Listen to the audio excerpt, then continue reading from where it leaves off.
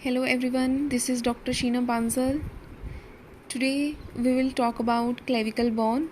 See your clavicle bone. This is medial end, this is lateral end, and this is shaft. Clavicle has three parts: medial end, lateral end, and shaft. Shaft is further divided into medial 2/3 and lateral 1/3. See, medial 2/3 is rounded and lateral 1/3 is flat. Medial 2/3 has four surfaces: anterior, posterior, superior, and inferior. Medial 2/3 has four surfaces. Superior surface is rough in its medial part.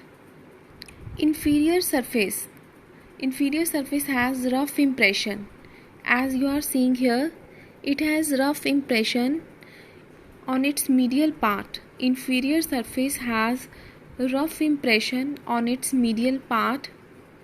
You can see here. Yes, this impression is oval, as you can see.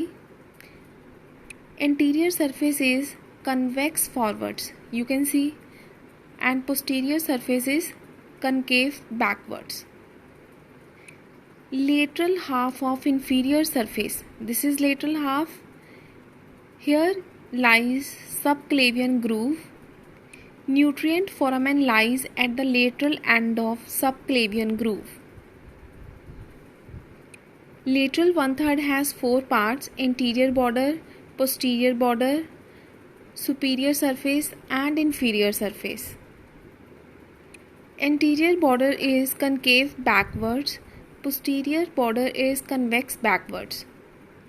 Anterior border is concave forwards and posterior border is convex backwards. Superior surface is subcutaneous.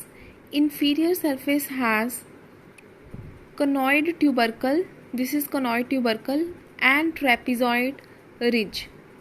So inferior surface has conoid tubercle and trapezoid ridge. This bone is of right side. Now we will do attachments. See, on the lateral end, joint capsule get attached. On the medial end, here is fibrous capsule, interclavicular ligament superiorly and articular disc posterior-superiorly get attached.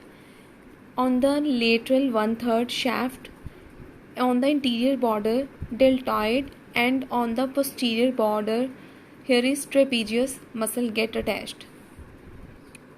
And conoid tubercle and trapezoid ridge gives attachment to conoid and trapezoid parts of coracoclavicular ligament. Anterior surface of medial 2/3 shaft give attachments to pectoralis major muscle, and rough superior surface on the rough part of superior surface give attachment to clavicular head of sternocleidomastoid muscle. Oval impression on inferior surface give attachment to costoclavicular ligament. Subclavian groove on the inferior surface give attachment to subclavius muscle. Margin of the groove gives attachment to clavipectoral fascia, and nutrient foramen transmits a branch of suprascapular artery. So this is your deltoid muscle. It has three parts: anterior part, middle part, and posterior part. Anterior part, function of anterior part is see the muscle, flexion and medially rotation of the arm. Function of middle part is abduction of arm, and posterior part is extension and lateral rotation of arm. You can see the muscle here. Now see the trapezius. Superior fibers of trapezius elevate the scapula. Middle fibers retract the scapula and inferior fibers depress the scapula, and superior and inferior fibers rotate the scapula. Now see the pectoralis major muscle. Yes, now see the pectoralis major. It adducts and medially rotates the humerus, draws scapula anteriorly and inferiorly. Clavicular head flexes the humerus and sternocostal head extends the humerus. Subclavius muscle depresses clavicle and steadies it during shoulder movement. Sternocleidomastoid muscle laterally flexes cervical spine and rotates head on neck